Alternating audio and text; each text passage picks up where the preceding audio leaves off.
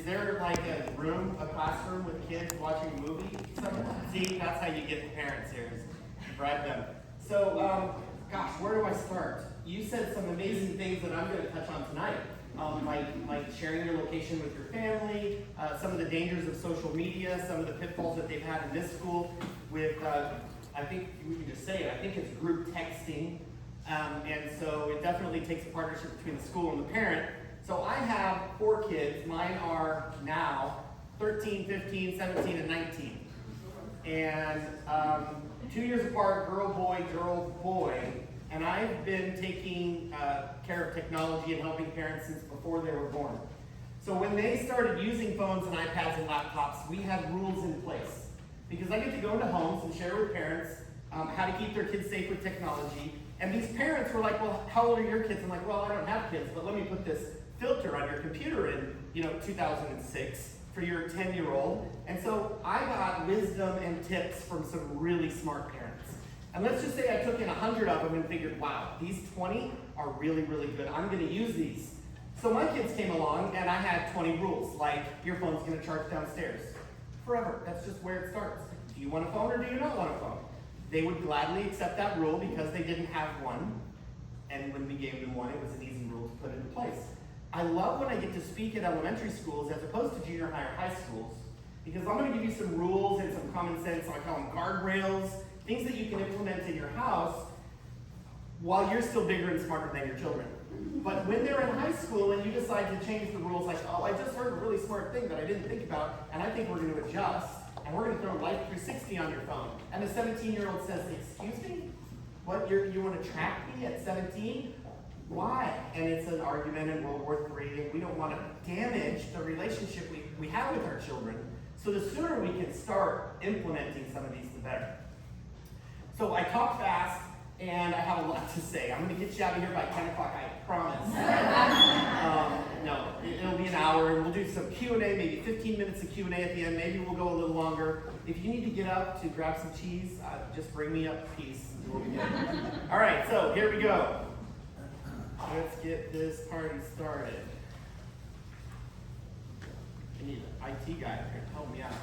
So I am an IT guy in Newport Beach. I have an office right next to the John Wayne Airport. I do home technology, small business, IT, but I love helping parents. Because I have 4 kids that have grown up with these kinds of rules, my wife is a children's ministry director at a very, very large church in Lake Forest. I don't need to tell you which one it is. Very, very large church with lots of Sunday school teachers. We've been in children's ministry for a really long time. So when you put somebody together who loves technology and has a heart for kids and has been doing this for 20 years, you got somebody who can help you guys with some rules. So here we go. Here is my wife, and you can see I'm married up. Anybody know where this is? Anybody? Oh, it's my favorite place on the planet. This is at Hume Lake. Up in above Bakersfield somewhere, Bakersfield, yeah, great place. Here's my 4 kiddos, boy, girl. This is a little bit dated. My oldest is in college now, my youngest is a YouTube wannabe, and my middle 2 loves the computer and hates the computer. So I have 3 that use technology quite actively, and 1 that is a theater person. So anybody has a theater child? Yes, no, they don't really go on the computer that much. It's unless they're recording themselves dancing or singing or something like that.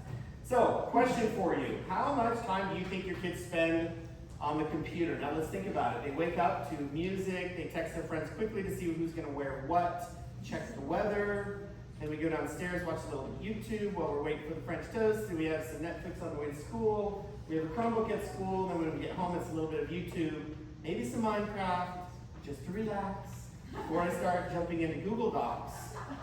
Back to Minecraft, a little Roblox before dinner, some Xbox, YouTube to relax, a quick Netflix show before bed, right?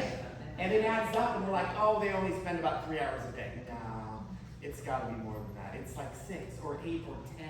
So as we talk about these different things we're gonna implement, I want you to think about it with the lens of time management. When I first started helping parents, it was all about filtering. We wanted to protect our hearts and filter the pornography that was going to come into our house through this computer modem, right? This dial-up modem. We got to protect our hearts. Now, We have more technology on this little cell phone that sits in our 10, 12-year-olds' pockets. That there's more technology on an iPhone that was in the first space shuttle. Did you guys know that? There's more memory in an iPhone than was on the space shuttle. And we're putting them in our adolescents' pockets and saying, good luck, have a good time. I don't really know how it works, but you can teach me later. So it's time. You gotta just be careful with time. It's a lot of time. All right, here's a quick little video. I might have to adjust the volume, we'll see.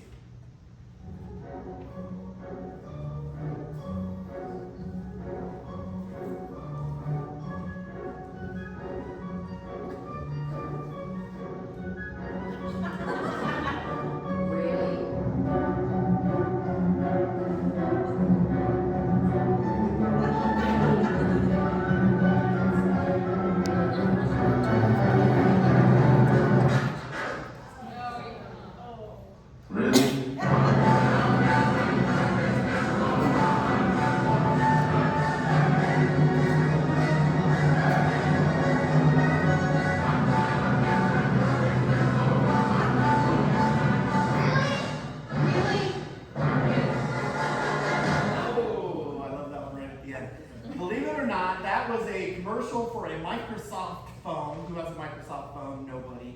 15 years ago that commercial came out.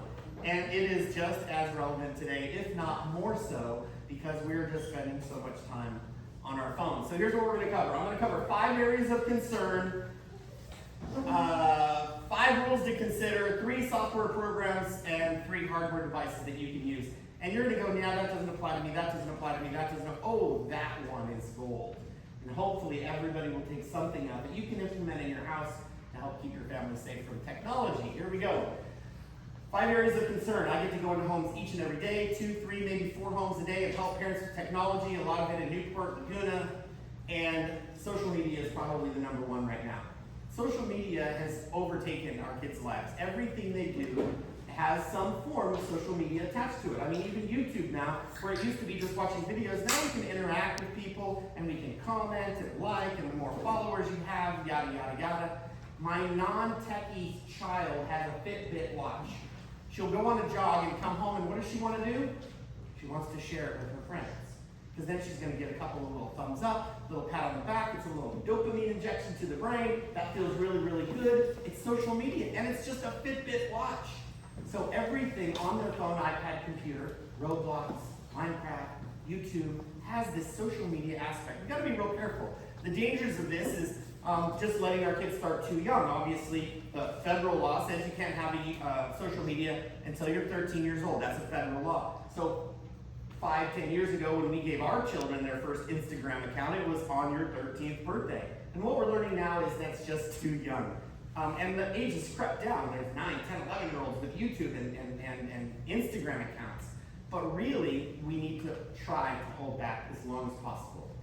It's not easy for every family to hold on as long as possible because you don't want your kids to sneak it. If at 16 years old, you're still saying, no, you can't have Instagram, they're going to go get one themselves. I guarantee you. They'll figure out a way to get one. So you can't say no forever, but to just give it willy-nilly, you can go here, open up any old account that you want. That would be very dangerous. In our family, you have to ask. So you ask, it looks like this. Can I have Be Real? No. I don't know anything about Be Real. Let me look it up. I'm going to read about it. I'm going to do a quick Google search. I might download the app and spend 5 minutes. Ask me tomorrow. Daughter comes back tomorrow. Can I have Be Real? I said, yeah, I think you can have Be Real. I want the password to be real, and I want to make sure you have all the privacy settings. So after you download it and set up the account, let me look at it and let's just see what's in there to make sure that you're safe. And then let's talk about it in a week. Or I'm gonna, maybe pick up your phone and take a look at it. Is that okay? Yeah, that's okay. Okay, good. You can have it. That's what it looks like.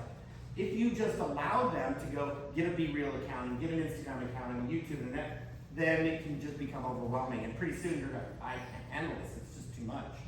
We don't want our kids to create unknown accounts where they can be anonymous. That's where a lot of dangerous stuff happens. So we want to make sure that they're using their real name. We might think, well, if we just use a fake birthday and a fake name, then they'll be safer. Well, that would allow them to kind of do something that they wouldn't normally do if it had their name attached to it. So while we don't necessarily want to put all of their information out there, we want to make sure our kids aren't being too anonymous on some of these social media apps because that can get them into trouble. Too much social media will lead to screen time addiction. That's a whole nother problem we'll talk about in just a minute. And lost influence as a parent. So let's say our child uses an hour of Instagram a day, and an hour is not that much for a teenager to use Instagram. Okay, add it up. That's like 1,200 hours in the course, or days in the course of their teenage years. That is a lot of influence that we have lost as a parent. Not only did we lose it as a parent, we gave it to some screaming teenagers who were lighting themselves on fire and videoing themselves doing it. And now those are the kids that are influencing our children instead of us. So we want to take the social media, stretch it out, wait a little bit longer if possible. 16 would be a great age to open up the floodgates and kind of let them help do social media. If you can wait that long, make sure you know their password. But if you have a child who's doing an hour of Be Real and an hour of Instagram and an hour of Snapchat a day, 3 hours, they've got just junk, because none of that's really educational. I mean, there's educational stuff on YouTube, we all know that. But those 3 hours right there, lost childhood hours a day. Just do the math on a calculator. Anybody got a calculator in their pocket? That's a lot of time that we've lost influence as a parent. The most popular one right now, TikTok, Instagram, and Snapchat. Here's a couple of alternatives. Zigazoo is an alternative to TikTok. As you know, as you've probably heard, TikTok is it's an American company, but it has Chinese backers, so it's a Chinese company. And the Chinese government says, okay, since we're backing you, we can have the data in your app anytime we want. That's a Chinese law. And so it's kind of an app that the United States government has said, no, we are not going there. TikTok is not allowed on any government phones or computers for good reason. And both the current presidential administration and the former presidential administration tried very, very hard to get TikTok completely banned, and because of the laws in our country, they were unable to do it. Both Trump and Biden were unable to get TikTok completely banned, but they're close. They're really close. The CEO of TikTok had to speak in front of Congress a couple months ago, maybe 6 months ago. It did not go well for him, and it won't be too long, probably. Or we don't have to worry about his parents. Now, in China, there's 2 versions of TikTok. In China, there's a version of TikTok that the Chinese allow their children to use, and there's 1 version in China, 1 version in America. The Chinese version of TikTok, if you're 14 years old or under, you can only use TikTok for 45 minutes, and it shuts off. That's not a parental control app, that's a government mandate, okay? The videos on TikTok in China, educational, there's educational and political, communism, what's the word? Propaganda videos, there's educational videos, there's science videos, there's great videos that they want their kids to watch, there's no junk videos. And in America, it's just all crap. So what the Chinese are doing is they are exporting the cocaine version, the crack version of TikTok, and they're giving their kids the Gatorade version of TikTok. You can use it for 45 minutes, but only to watch science videos. So let's let them use it for 5 hours at a time, get a screen time addiction, and fill their minds with absolute garbage, because that's just less education and less parenting that child is going to get. So TikTok is on my no-no list. Zigazoo is an app very, very similar to TikTok with fun videos, but they're cult, right? They're screened. They're probably only 5% of the videos that are on TikTok, but they're decent videos. Instagram, the most popular app for teenagers for the last 5 or 6 years, is now slowly being replaced with the other app I was just talking about called Be Real. Does anybody know or have kids that use Be Real? So here's Instagram, right? I'm gonna take a picture of my latte, make sure the sunset's in the background just perfect, and it's really, the lighting's not so great. I'm gonna try it again, take it over here. I'm gonna use a filter that's 17 pictures later. I finally found one, I'm gonna spend 10 minutes and crop it, and then I'm gonna post it. My life is so great. Okay, that's Instagram. Be Real is 1 picture, 1 shot, no filter, that's it. You take it, you post it, this is what I'm doing right now. I could have messy hair, the lighting could be bad, I could be eating a stupid greasy cheeseburger. It's just 1 picture. And you share it with your friends, so it's the same type of social media, but it's much better than Instagram. If Be Real was out when my 19-year-old turned 13, we would be pointing her towards Be Real and steering her away from Instagram. It's just a little bit more realistic. Now, I would much rather they not use either one, but if I say no too much, one of her friends will gift her an account and let her use it on her phone at lunchtime, and then I'll have no control. I won't even know what the heck she's doing. I won't even know she has an account.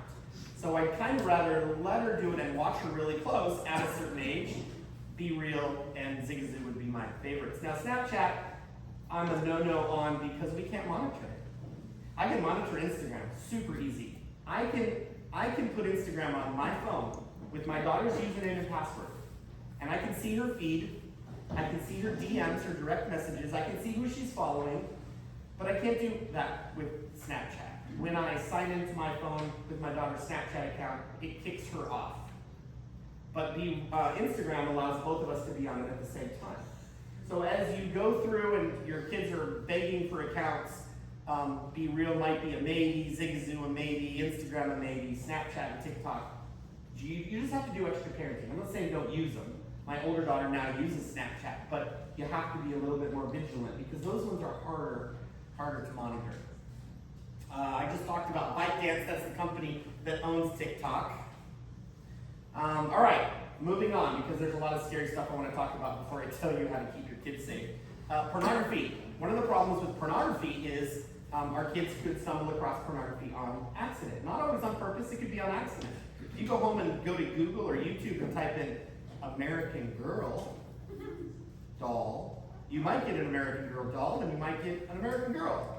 And you just never know. So filters are very important. There's a program you can put on your computer. It's in the handout. I'm going to talk about it in a minute. It's called Custodio.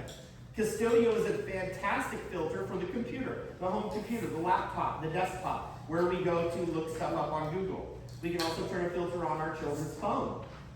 Using, if it's an Android phone, we could use Google Family Link. And if it's an iPhone, we can use Screen Time. But filters are ultra important. And it's not just the 16-year-old boys that need one.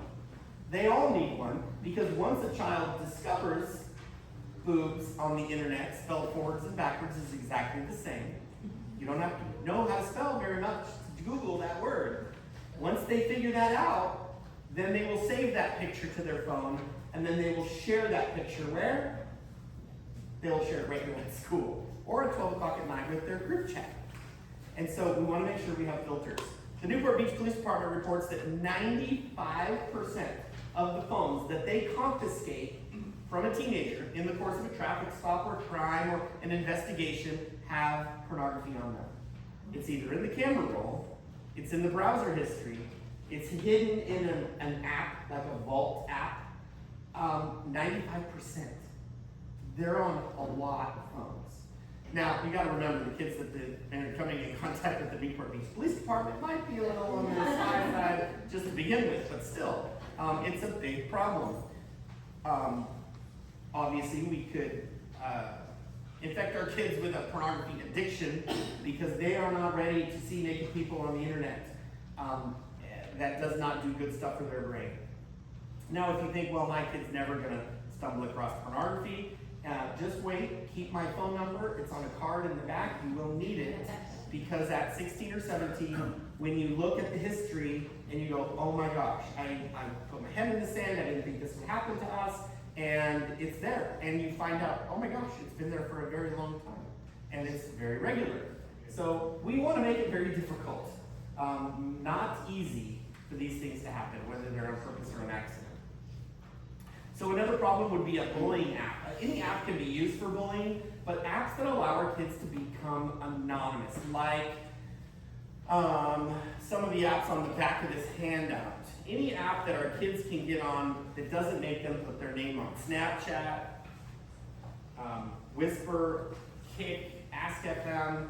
We want to make sure we know what our kids are using. What's that app on your phone? Let's take a look. We have at our house Tech Night Tuesdays. We have dinner and we talk about technology on Tuesday nights. And we look at each other, I don't look at each other's phones, but I check out the kids' phones and see what new apps are coming up. If you swipe on a phone and you go to the very back page, there's a thing called Recently Added. The new apps all go into that little folder called Recently Added. So I don't have to look through all 400 of the apps that they downloaded. I just go to Recently Added, see if there's anything new. And then I either look it up very easily or just ask them about it. But we want to make sure that they don't have bullying apps on. Now, You might think I want to put protection on my kids' devices to keep them from being bullied, right? That's a fair statement. I have 3 kids who love Jesus with all their heart, and they're rule followers, and they're great kids, and they are people pleasers, and I want to put protections on their phones because I don't want them to be bullied. And then I've got Madison. And Madison, I have to put protections on her phone to keep your children from being bullied. Because you might have a child who gets bullied, and you might have a child who does the bullying. And it goes both ways. And you might think, oh, my kid would never do that. My kid would never say mean things in an anonymous app to another child. They might. So let's put some filters and protection apps, and let's know what our kids are doing to protect our kids and to protect the other kids in the classroom. It's done both ways. Sexting apps like Kik or Snapchat or WhatsApp allow our kids to send inappropriate images, explicit images. We want to make sure that our kids are not using apps like this on their computer or their iPad. Kids view it as harmless. I'm in my bedroom, my door's shut, I feel safe, nobody can hurt me. What's the harm in sending that photo? We're taking that photo. And they don't realize, because they're young and the frontal lobe of their brain is not yet developed and won't be till they're 26. They don't think what's going to happen to that photo down the road. We can tell them over and over and over, and the school can tell them, and we can tell them, and everybody can tell them, don't do that. But they'll do it anyway. So these apps that allow kids to be anonymous are the apps that predators use to find children. So when someone says, oh, I met this person online, I'm like, who was that? Oh yeah, there's a 17-year-old kid. He plays hockey and he's from Minnesota. I'm like, how do you know he's 17? How do you know he's from Minnesota? He just told you that. You don't know. So we want to make sure our kids aren't on these types of apps that are going to let them interact. I let my kids talk with their friends at school and their friends at church and their friends on their soccer team and their hockey team. But when it comes to strangers, we don't want to be letting them in apps. Minecraft, for example, or Roblox are wide open doors for going in and chatting with strangers, and Fortnite. And so for that reason, we don't say no to those, we just make sure that we use them in a public space of the house. So if an Xbox is in a bedroom, and you're 14 years old, okay, after school, where would you rather be? Downstairs with your parents or upstairs playing Xbox? Upstairs playing Xbox, sure. But if it's downstairs in a public space, they can play Xbox while I can still have some form of interaction or see what they're doing or listen to what they're doing. So for that reason, we have the computers and the game consoles downstairs, out of the bedrooms. All right, dopamine. Dopamine is this really cool drug that says, that felt really great, let's go do that again. Dopamine is responsible for our motivations and habits, feeling rewarded. It's what kids have to learn and explore. Well, dopamine is the drug that causes a gambler to be an addicted gambler. Because the pull of that slot machine, that feels really, really good. That's a dopamine high. Dopamine is the drug that you get when you eat. It says, that feels good, I want to do that again. Or sex. Oh, that felt great, let's do that again. That's dopamine. Have you guys anybody here ever had a runner's high? I clearly have never had one of those, but you know what I'm talking about. Dopamine, okay, that's dopamine. That says, oh man, that feels good, I need that, and it's addictive. Well, social media and gameplay produces too much dopamine. Now, we didn't know this 10 years ago, but this is now proven scientific fact. And it is difficult to break.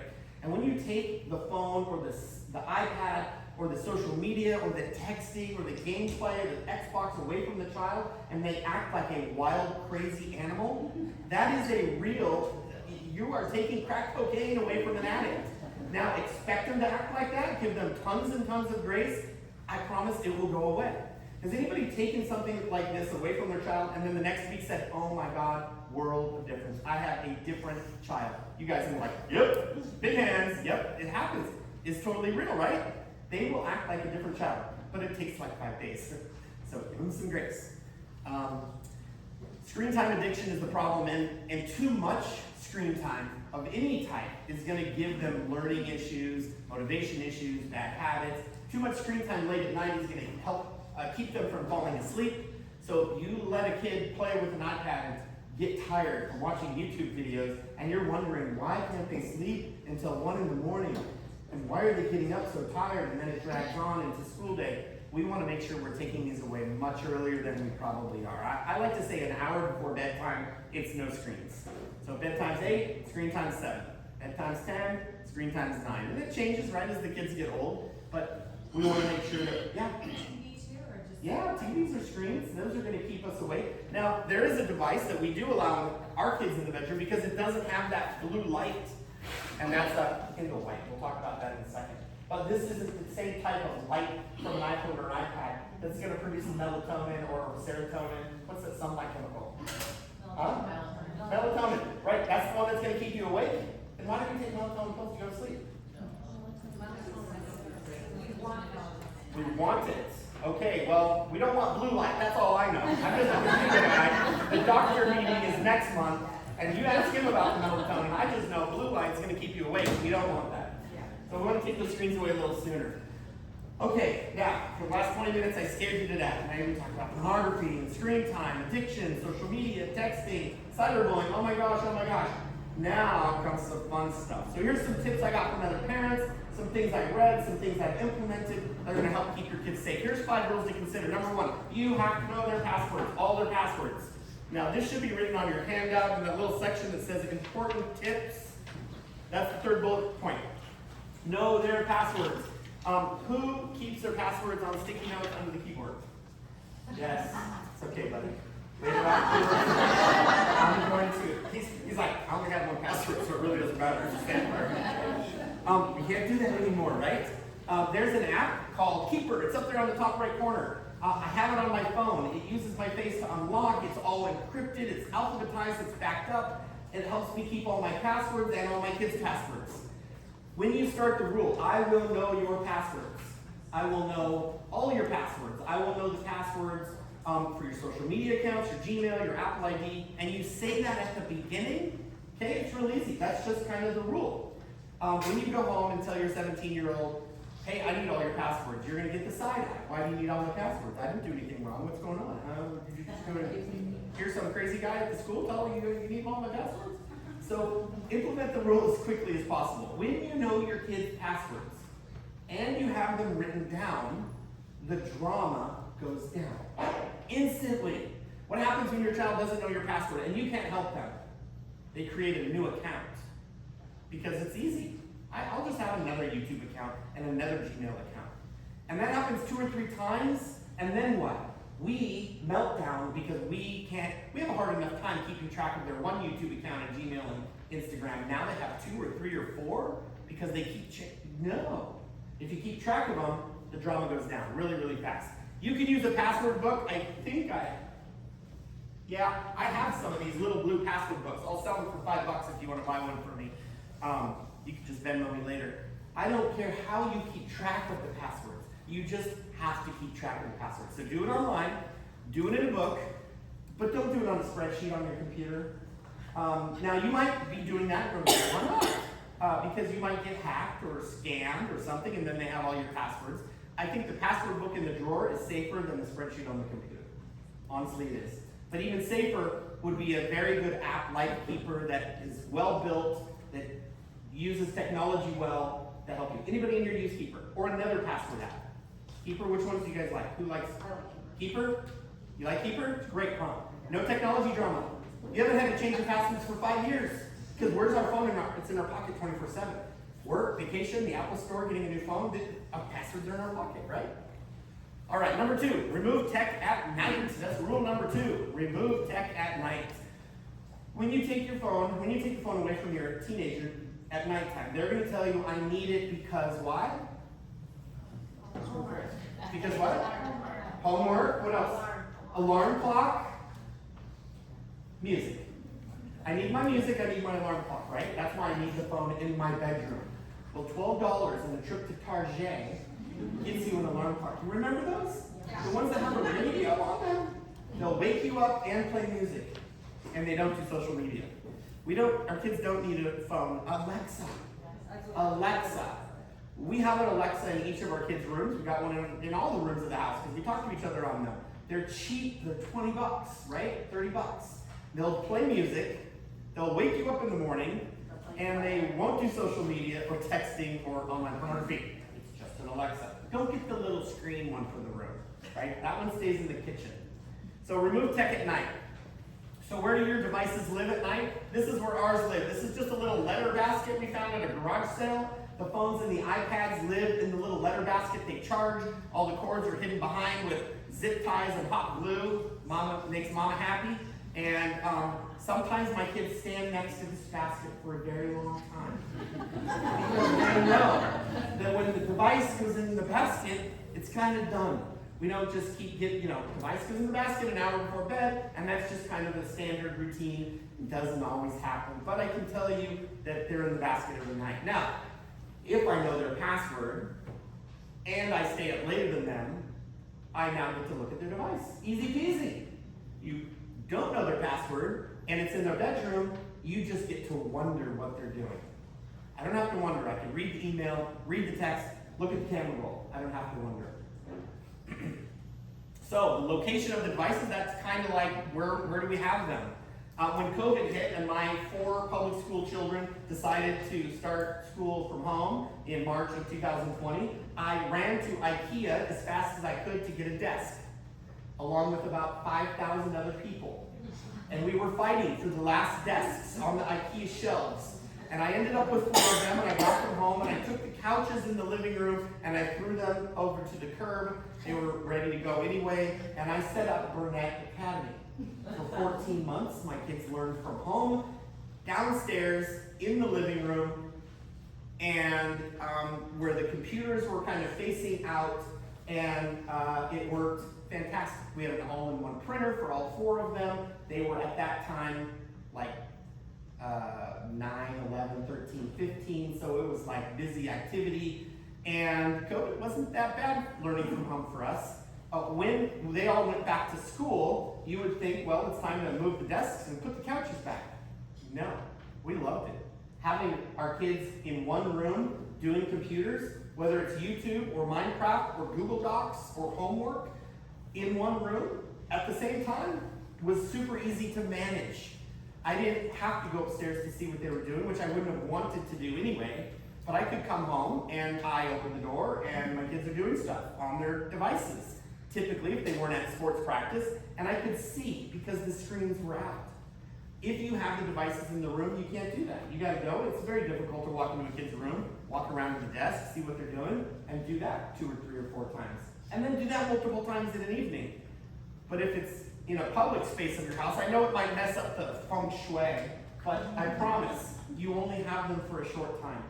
My son got a college scholarship, partial college scholarship yesterday, and he's gonna. And the reality hit that he's leaving the house in September.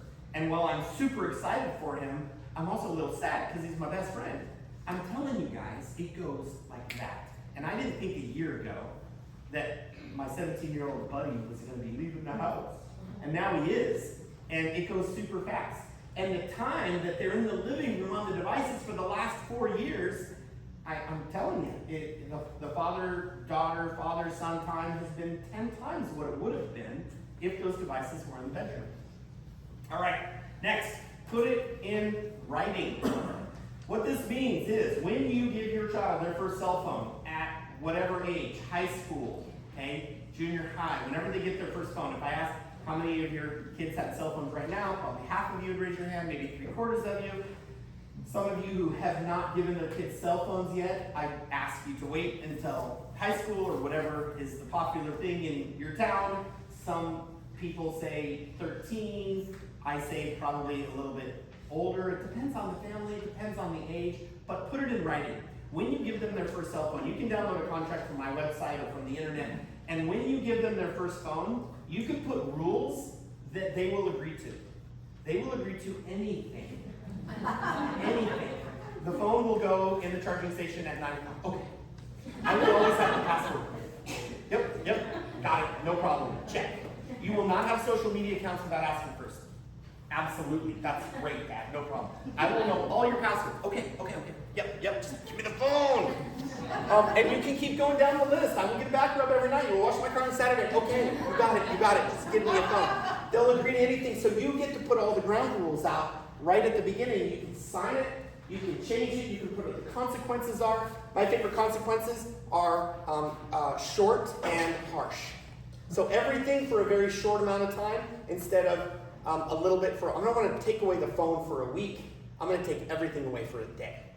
I'm going to take the phone and the computer and the Xbox and the TV and everything away because you were a punk and you're not supposed to slam doors.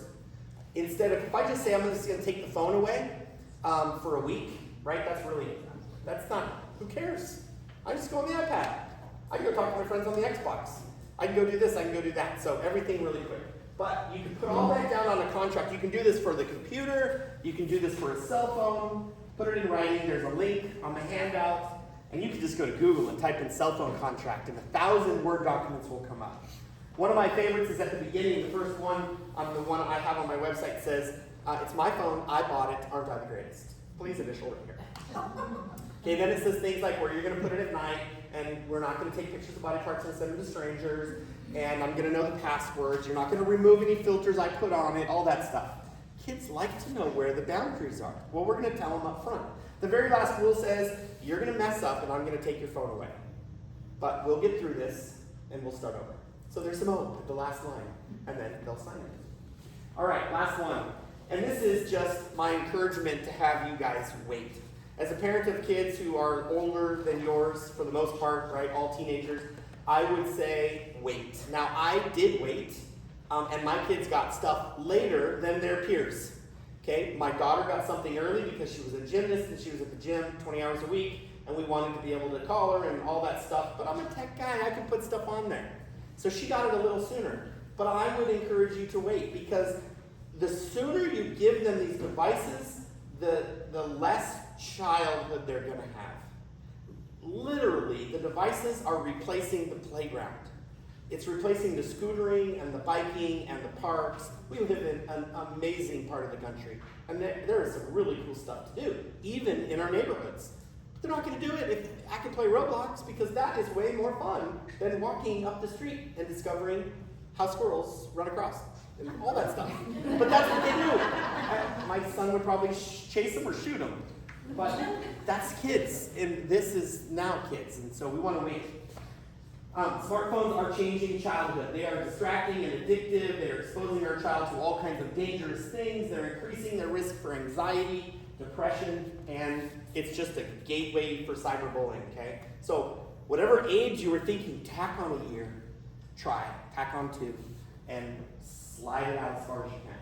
So here's a great one. Now this is called the light phone.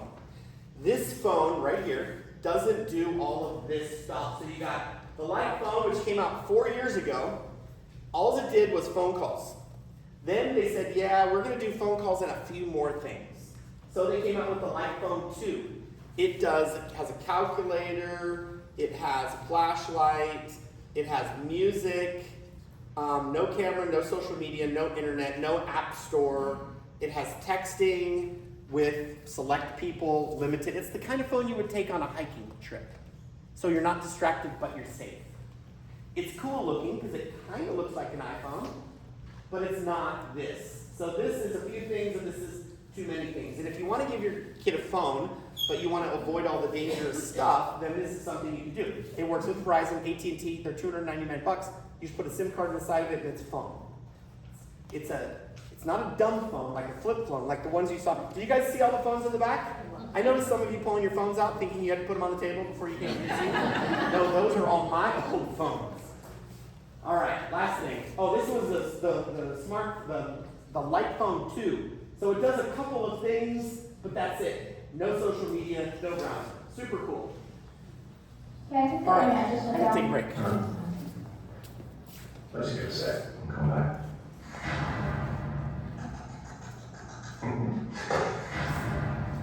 Something just happened in the world and we have no idea what it was. I know what we can do. We can go to a movie. Yes. Who's playing? I'm sorry. Playing the film? I don't know what's playing. I found a Thai place. Oh, good. Read a review. There's no review, it's just a phone number. How am I supposed to eat there if I don't know what other people think about it?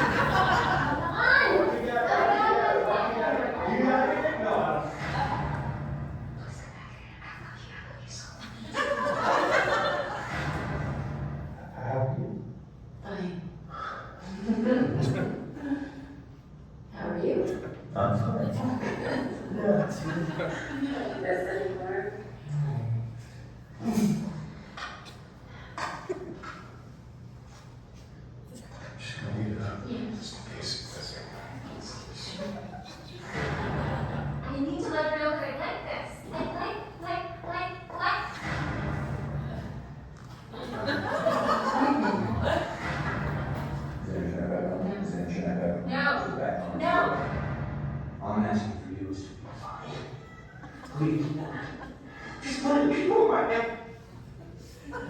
Well, that is funny, even though the voices didn't match the lips. That was a little distracting and had something to do with the wireless AirPlay, but it's still funny.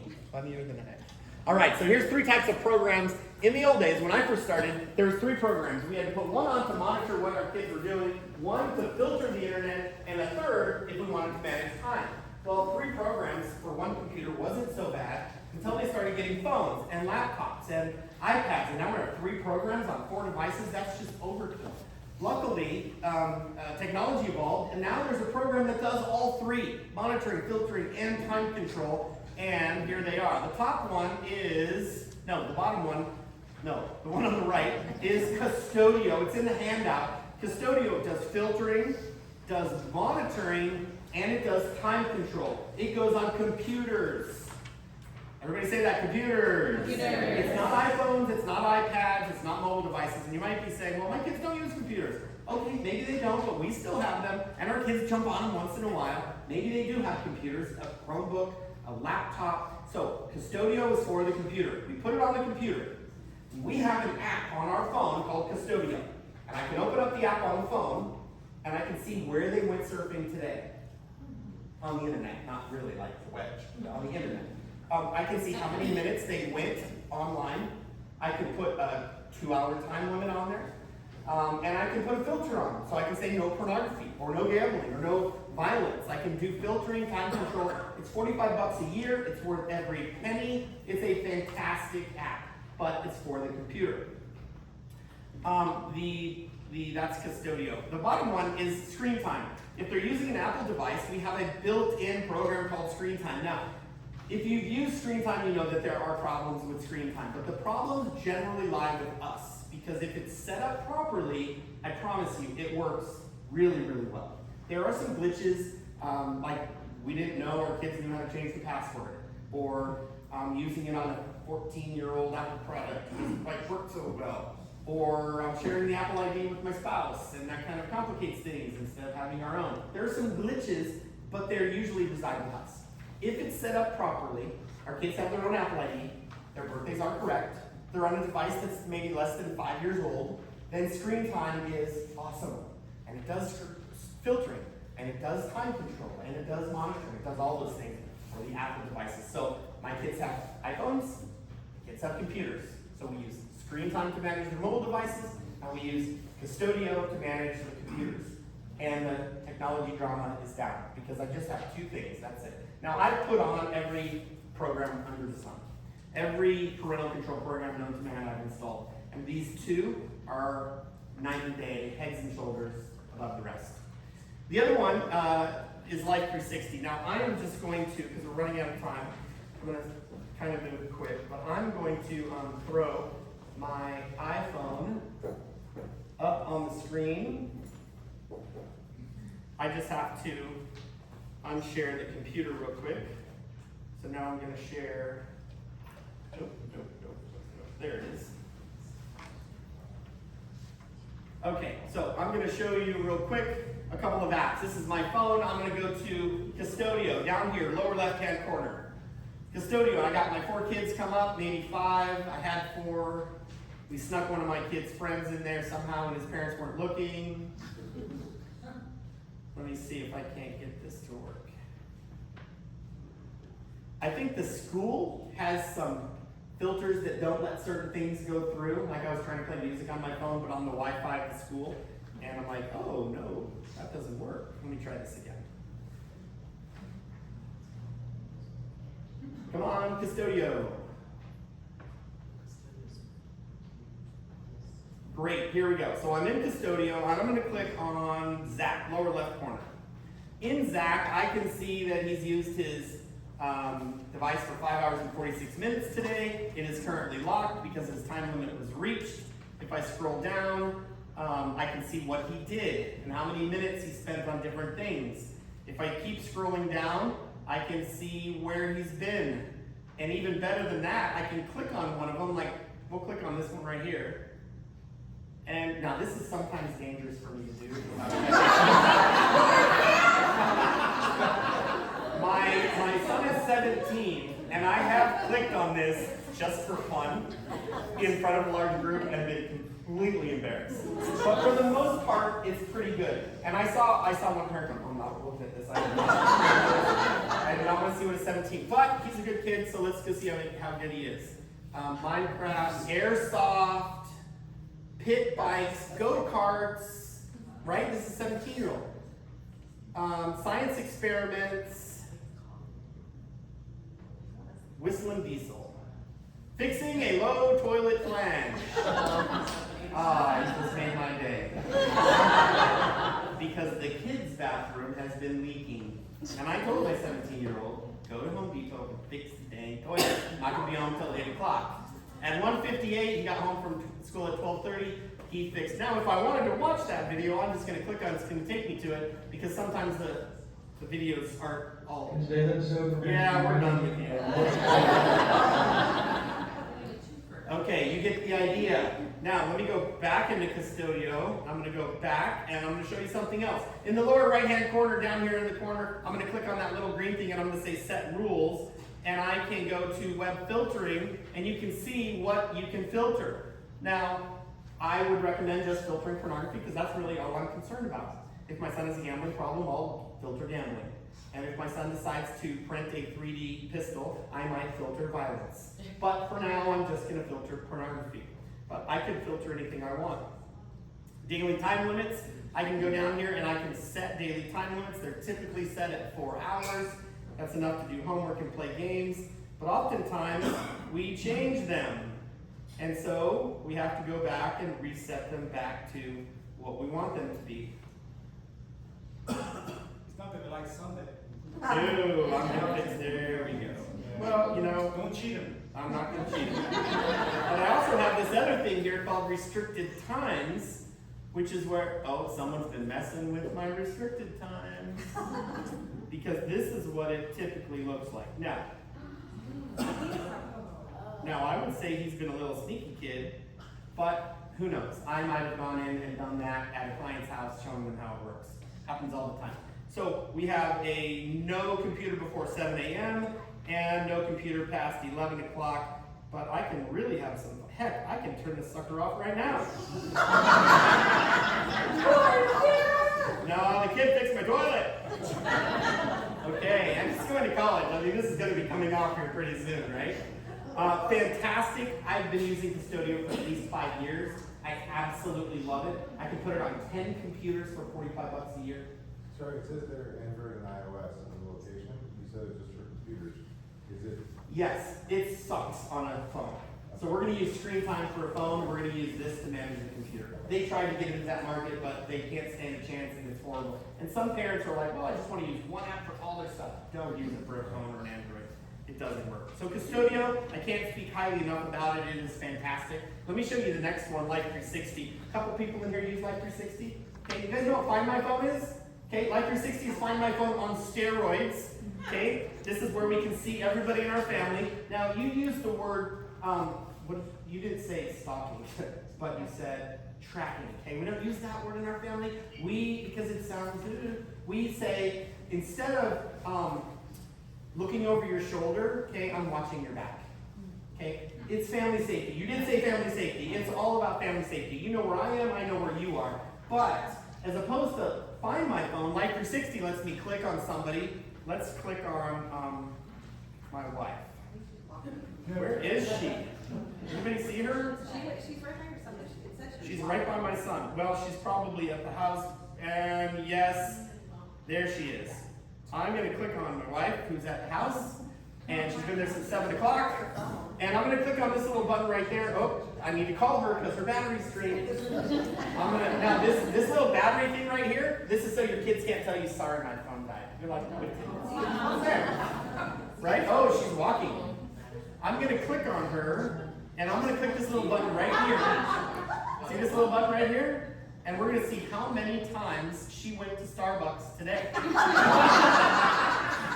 And I can tell you where they are. Yep, there's one. There's two. And right next to the hockey rink, there's 3. Okay, my wife's done her normal routine for the day. This is a fantastic program. We don't track each other. We just keep each other safe. Let me click on this little button right up here. You're like, no, you're jacking her. That's yesterday. And the day before. And the day before. Oh, she went to Lake Forest. We live in Corona. My kids go to school in Norco. And I have 4. And that's my wife's day. It's going to look just like your day. But this is what we do use it for. Because I want to know what time my kid left school. Or I want to know if my daughter needs to be picked up in the front of the school or the back of the school. Or I want to know what time my kid left somewhere or arrived somewhere. So we love Life 360. It's free. And it'll give you where they were today and yesterday, 2 days for free. And then 30 or 40 bucks a year, it gives you 30 days of history. I say, as soon as you give them a phone, it's in the contract, I'll absolutely get to you. As soon as you give them a phone, it's in the contract, Life 360 is going on the phone. And when they turn 16, you get the subscription, which is the 30 days. Because now I want to know what time you left the pier last Friday night. And that's like 360. But that's like 4 days later when you find out something happened. And then you got to go back to figure out what happened. And that's the subscription one. No. No, this is a smartphone. Yeah, the light phone is for our youngers. And our youngers are with us all the time. So we really don't need something like this. This would go on them as soon as they're old enough to venture outside the house. All right, I'm going to show you one more, and that would be screen time. You guys have probably used screen time lots, but if we go into screen time, you should have your kids listed down here at the bottom, and this is scary, but I'm going to do it anyway. Don't do it. Don't do it. I didn't warn her or anything. We can set app limits in screen time, so I can say an hour of YouTube or an hour of Instagram. I can say what time downtime is. Downtime is what time it's going to turn off the phone each day. 10 o'clock. We'll hear about that tonight at 10 o'clock. Say, Dad, do you have a speaking thing tonight? I'm like, yeah. He's like, my phone's off. It's 10:01. Can you please fix it? But screen time lets you turn the phone off at a certain time, lets you put limits on, lets you see where they're surfing on the internet. So it would be like Custodio is for the computer, screen time is for the phones. A couple of tricks with screen time: they have to have their own Apple ID. You got to know the password, and you set it up from your phone, so you can launch it. Child's Apple ID, link them with yours through family sharing, and once you do, it works really, really well. Anybody here use screen time? Lots of you use screen time. Anybody here had problems at one time with screen time? Yeah. It's so powerful, it does so much stuff that there's no chance it's going to be perfect, but it is getting better and better and better every single year. So let me turn off this. Quick question. Yeah, go ahead. What about like smart TVs? You know, so like, they may watch YouTube on the TV. Yeah. I mean, obviously that's it, you know. Yeah, and I get that a lot. How do we manage the smart TVs? How can I take YouTube off of a smart TV? Generally, you can't. Now, every TV is just a little bit different in what you can and can't do with it, but you can't just go into a Samsung and remove the Apple TV app. Keep them out of the bedroom, there's one thing, and keep them in a public space of the house. And if you have to, take the remote with you. Kids don't know there's buttons on these TVs. They have no clue. Not a clue. All right, so Custodio, we talked about Custodio. I'm just going to scream through these. Custodio blocks pornography, sets time limits. We looked at a couple of these things on my phone. I have these slides up in case the technology doesn't work and I can't put my phone up there, so we don't need to really spend any time looking at these. Downtime, app limits, that's all screen time. If they're using an Android, Phenomo is 19 bucks and it's the same thing. So you have an Android, an app store, then Phenomo is fantastic, and that's also in the handout. And for the Android phone, another one is called Family Link. Now, Family Link is Google's version of Screen Time. So Screen Time came out a couple years. Google said, uh-oh, we're behind. So they created Family Link. It was horrible the first couple of years. It's much better now.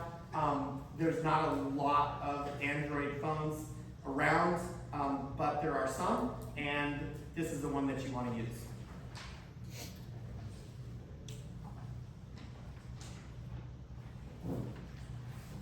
Okay, where did my...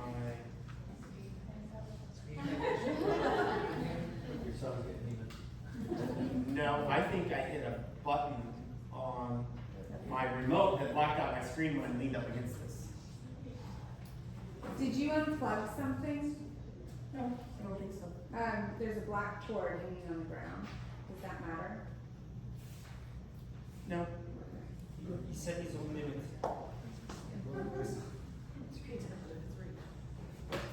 All right, let's do this. And then this.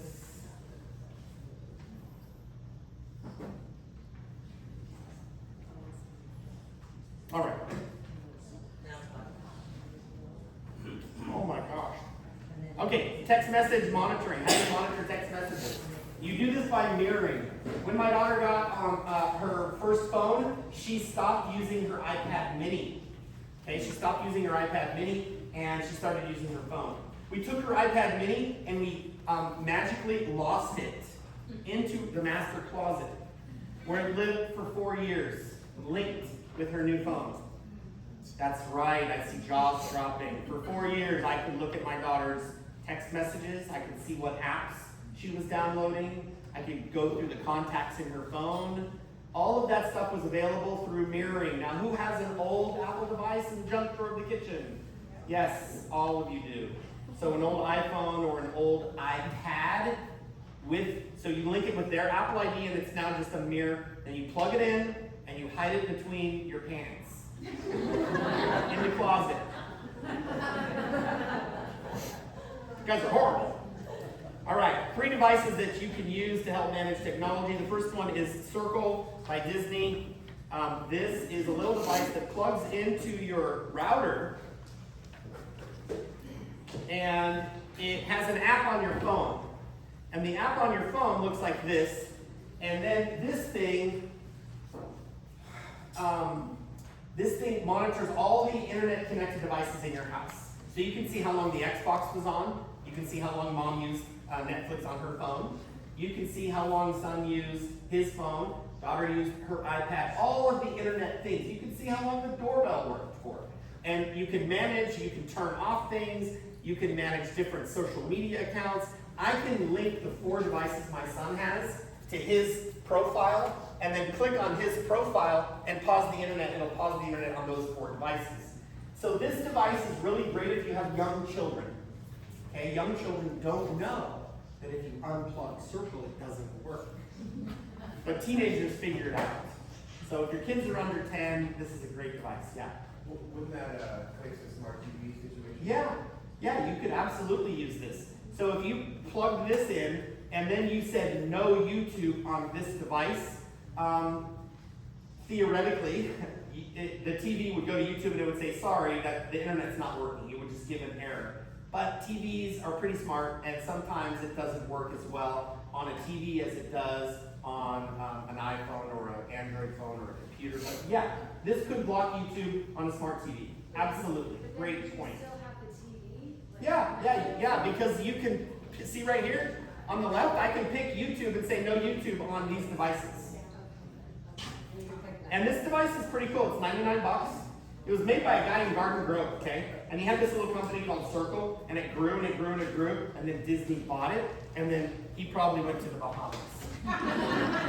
Great device for families with younger kids. 2, 3 more slides maybe, and we are out of here. The Kindle Paperwhite, I already told you guys about these. These are the devices that we allow our kids to use in the bedroom, okay? These devices don't emit the blue light.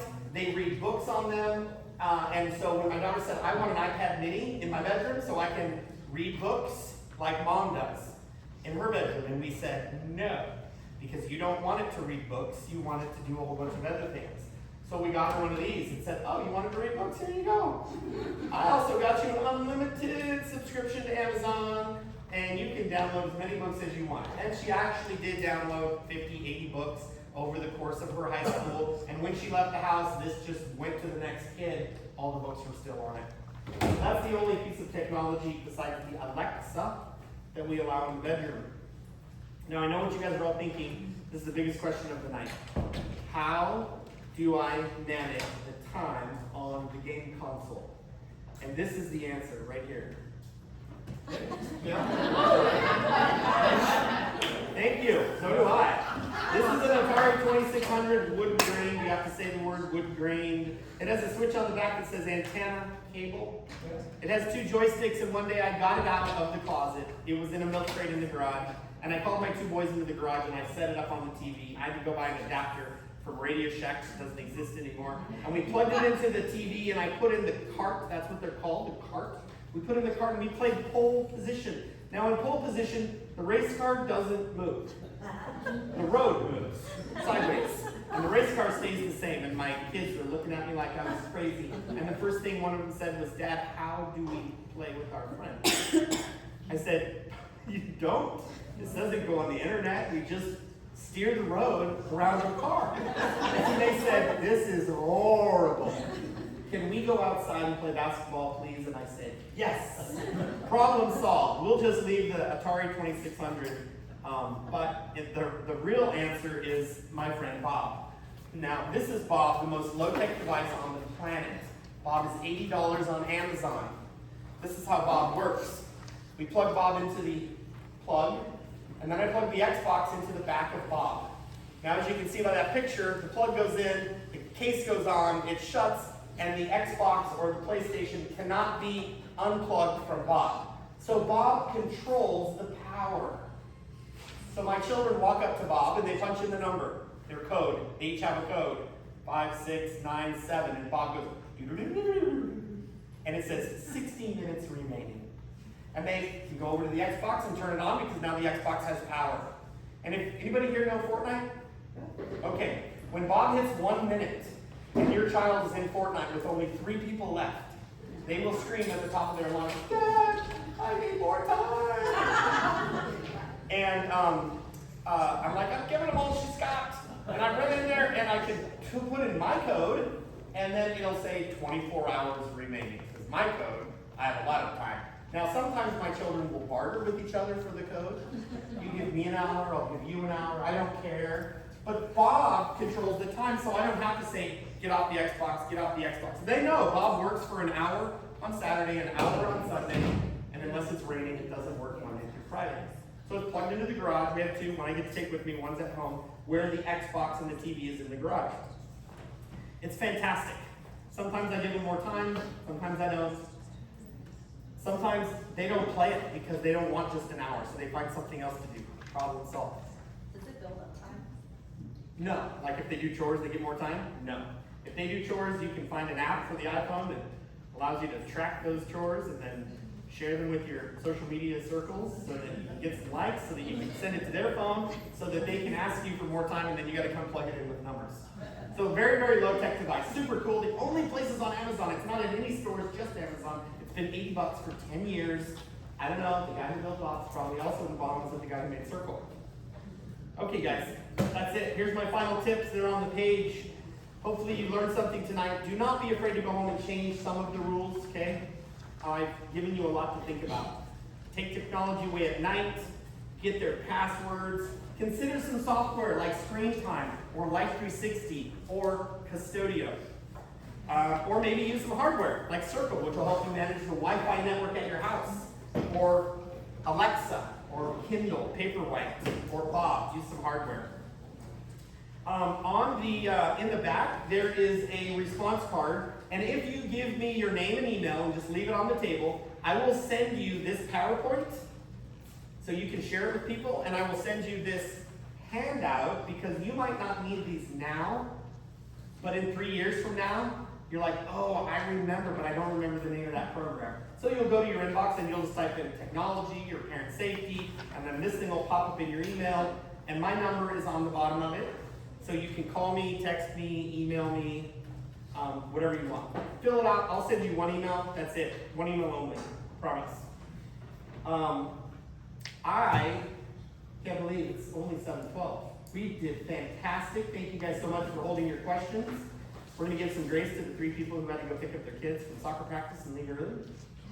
Let's just do a couple minutes of questions, maybe 5 minutes. And if you have to slip out, go for it. But go for it. Right there. That's for custodial, and maybe it's a better question for Dr. Hatchell. Does that work with our kids' school Chromebooks or no? No, unfortunately, the Chromebooks are probably locked down so that they can't install software, which is great. That's what we want, okay? So the school's done their job. We're gonna issue Chromebooks, but we're gonna lock them down.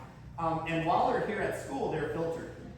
When they're at home, unfortunately, they're not, because here the network is filtered, but we're gonna scare the Jesus out of our kids, and we're gonna tell them that all the teachers can see all your web history on those Chromebooks. All the time, no matter what. And we're gonna tell them there's a guy in the closet right here at school who does nothing but look at the internet history of all the Chromebooks all day long. And if you go to one of those web pages, he's gonna know in a heartbeat. He's gonna tell the principal, she's gonna call me on that post, calling you this. You're gonna lose everything.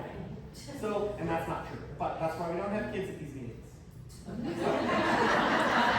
Chromebooks are not filtered. However, okay, this will filter your home internet. Okay, so you can get something like this, and they'll filter their home internet. If you have something like this is Google Wi-Fi. I'm sure many of you have it. This will also filter your internet. So at the router level, you can filter the internet to that Chromebook. Now, if you buy the Chromebook, you can put custodial on that Chromebook if you buy it. I will say, we do have filters that if they're using their school ID or their school password, I get messages over the weekends if your children are sexually inappropriate. Oh, lovely. So if they're, Lovely. yes, The and principal I gives will text call you. messages So if they're- about our children's surfing habits. Yeah, I will, how, I get texts about depression, I get texts about searching for guns, and I'm like, Mr. Tagawa, are your kids learning about the revolution? Yeah, okay. So one time I put my son's YouTube history up on the screen just like I did tonight, and I kid you not, he had a YouTube video on how to 3D print a gun. Good heavens. Now we shoot guns, so it was okay, but you can't do that, mister. It's not allowed. Okay, another question. Yes, Do you like Gab, the Gab watch. the watch or the phone? They have a phone. Yeah, anything that's not a smartphone Google, for our kids, whether it's what's that watch? Yeah. No, there's another one. There's the Gizmo. The Gizmo, thank you. There's the Gizmo watch, which is a watch I can monitor my kid's activity, but he can call me on the phone, right? And then as soon as he turns 11, he's gonna hide it in the backpack because it's not cool anymore. And the Gab phone, anything that you can talk your kid into using that's not an iPhone, that's not a smartphone, is a win. But at some point, what you want to do is use screen time to just lock it out. I can give my 13-year-old a phone. I can take off the App Store. I can take off Safari. I can take off, if I don't have the App Store, it doesn't have anything. I can just turn the App Store completely off. So it's only on what I want on it. I can turn the App Store on, download Google Docs and Quizlet, and then turn the App Store off. And here's your phone. No Safari, no FaceTime, no App Store. So it's kind of a smartphone in a dumb way, or a dumb phone in a smart way. So you can, or I can help you to make a smartphone dumb if that's what you guys want to do. But a Gab phone, or no phone, or the light phone is a great starting point. Great question too. All right, how about one or two more?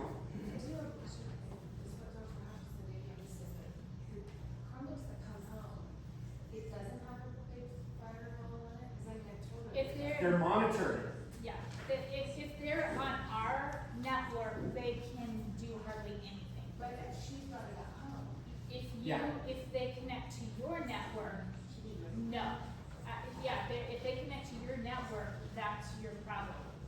But if they use their account, their school account, it will filter through us and I'll get notifications. Yeah. Yes, absolutely. I got Rose. I told all my kids that those school Chromebooks, I'm like, don't do anything on there. Absolutely. Those school Chromebooks, man, you don't want to do that stuff. If you wanted to get the laptop, okay, so this is for homework, Google Docs, and then this is for gameplay or for YouTube, and this is where I can put a filter, and I can put a monitoring, and I can put another reason to keep them in a public space of the house. In the back. What's your suggestion on group text? I hate them. I'm glad you asked that, because I think that may be what initiated my invitation in the first place. So I hate group text. Now, I will let my kids do a group text with 3 to 5 people that they know in their immediate circle, like their youth group or their hockey team or their play performance. Okay? When they get added, we just take them out. If We don't do 10 people group text. All it takes is one kid who can't sleep at night, whose parents aren't watching, to go, I'm bored. Anybody up? Ding, ding, ding, ding, ding, ding. And all of our kids' phones are going off. There's nothing we can do about it because one parent isn't watching their kid. It only takes one child to say something really, really stupid that shouldn't have been said in front of all of these children. Maybe in front of your best friend, or maybe in front of your small circle of friends, your core, but not your community or your crowd, right? And they will do that every single time. Heaven forbid one kid invites someone who doesn't belong in the group to the group, and other kids are now talking smack about him, or someone removes a kid from the group because it's just a drama fest. Absolute drama fest. And if you are going to allow your child to do group text, you need to be on your game. You need to be looking at their text every night. You need to be having their password. You need to be mirroring their phone. It's just the trouble, whether it's too much social media, or sexting, or inappropriate, or bullying. It all happens in a group text. Now, I'm not saying we can't have 6 or 8 kids with a clean, fun, energetic, appropriate group text. That's absolutely possible.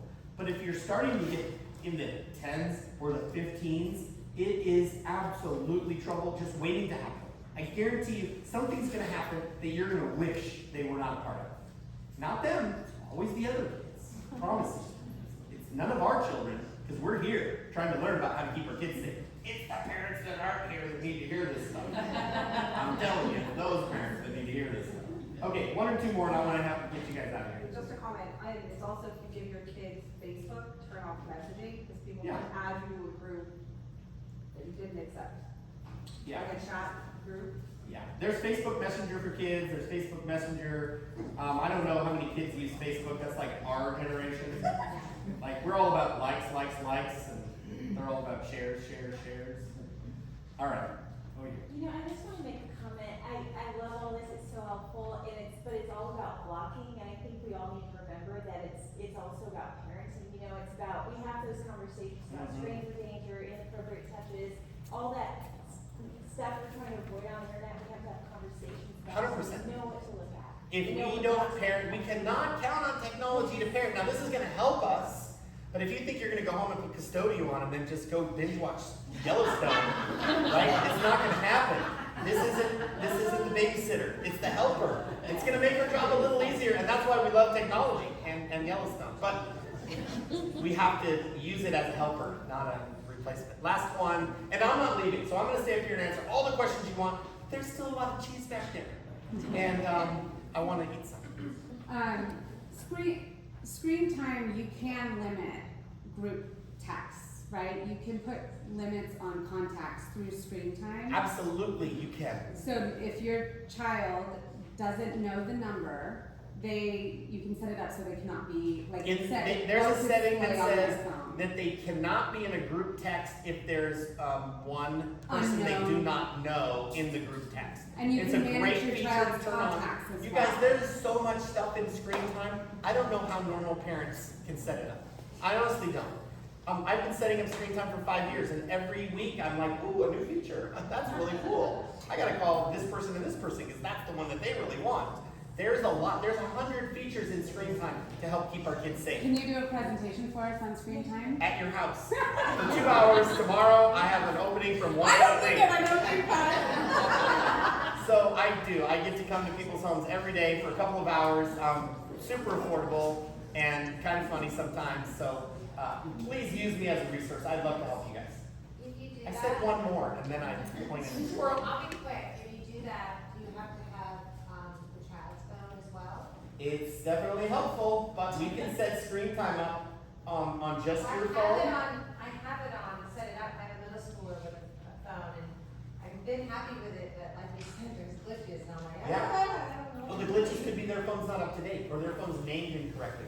So you tell your child the night before, tomorrow you're not taking your phone to school. Well, how come? I've got somebody coming over to help me make you safe or help keep you safe. I don't know all this stuff. You're smarter than me, so I'm gonna have someone come over to make sure that we have all the settings, because I don't want to ruin your phone. I don't want it to be too restrictive. Scott might even come over and the filters will be relaxed. Because he convinced me I'm doing it too strict. And he said 4 o'clock in the afternoon is too early to turn your phone off. So now it's 7 o'clock. So sometimes it's not, a bad thing. But yeah, you need the phone there. Okay guys, super happy to see you all. Thank you for coming. So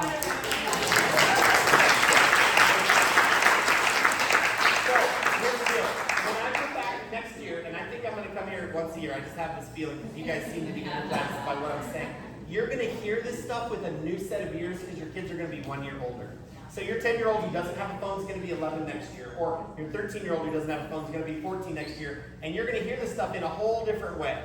We're going to add 3 or 4 things that don't exist now, like maybe the Oculus glasses or the Apple Space things. That we'll be talking about new stuff. A lot of it will be the same because I've been using Custodio for a long, long time. But come back again next year. Have me back next year. I'd love to come back. Okay, go eat some food. If you have a question, come on up here and grab one of these, fill it out. I want to say thank you to Emily over here.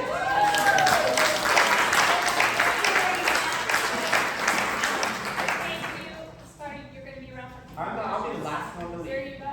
And thank you for joining us. For those of you that are top of the world, Scan the QR code. Yes. If you don't know how, ask an 8-year-old. Yeah,